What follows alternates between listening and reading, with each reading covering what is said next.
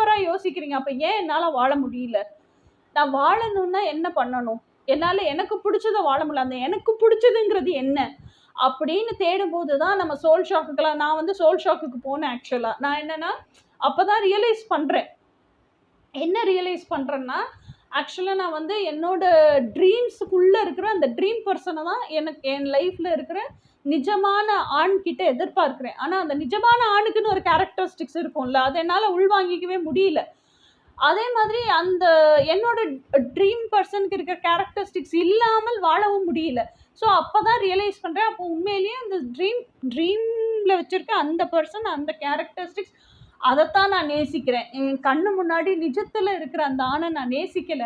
அப்படிங்கிறதெல்லாம் it's all awakening. அப்ப அந்த சோலே என்ன சொல்லுது? இதத்தான் நீ நேசிக்கிறேன்னு தான் கூப்பிட்டு தட்டி தட்டி நம்மள எழுப்புது. இதுதான் உன்னுடைய நிஜம். இத வாழு.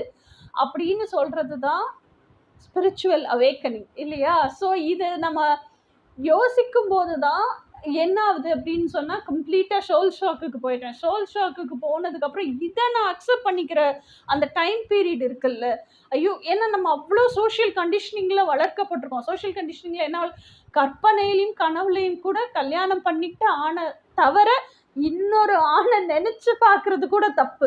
இப்படிதான் நம்ம வளர்ந்துருக்கோம். இன்பில்ட்டா ஜீன்ஸ்ல ஊறி ஊறி வளர்ந்துருக்கோம்.